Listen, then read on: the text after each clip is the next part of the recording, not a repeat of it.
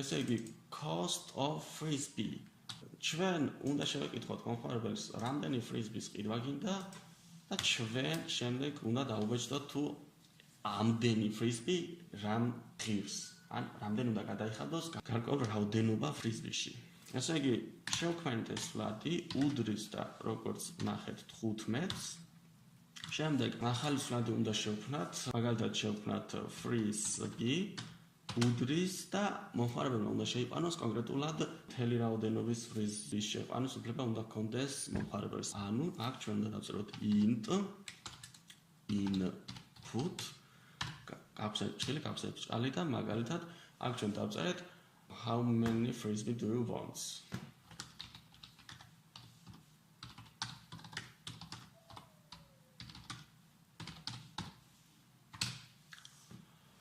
კარგი, ახლა ჩამოვედით ქვევით. ახლა ჩვენ უნდა დავუბეჭდოთ თუ მომხმარებელი შეიყვანოს 2-ს, მაშინ ჩვენ უნდა ვუთხრათ რომ შენ გადასახდელი გექნება 15-ჯერ 2, ანუ $30. თუ შეიყვანოს 3-ს, მაშინ შენ გექნება გადასახდელი 15-ჯერ 3, ანუ $45 და ასე შემდეგ. ანუ ეს ნამრავი ჩვენ სადღაც უნდა შევინახოთ ახლა.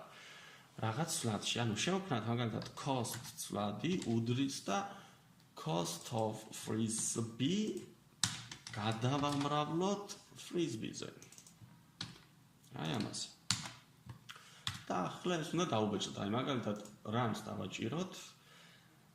მივუთითეთ 2 enter და ეს 2 შეინახა ამ სვლადმა. შემდეგ 15 გამრავლა 2-ზე, მაგრამ არსად არ დაგვიბეჭდა, იმიტომ რომ ჩვენ პრინტი არ გვაქვს დაწერილი.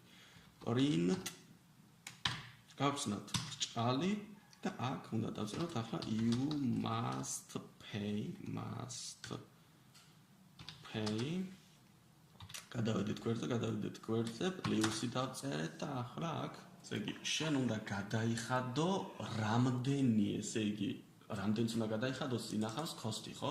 აქ რომ ჩვენ პირდაპირ cost დავწეროთ და პლუსი ბრჭყალი დოლარის ნიშანი დავწეროთ. ასე გაიჭედება, იმიტომ რომ cost-ი წინ უნდა დავწეროთ string-ი. აი, ასე ჭრილებში უნდა ჩავსვათ. კარგი, აბა გავუშვით.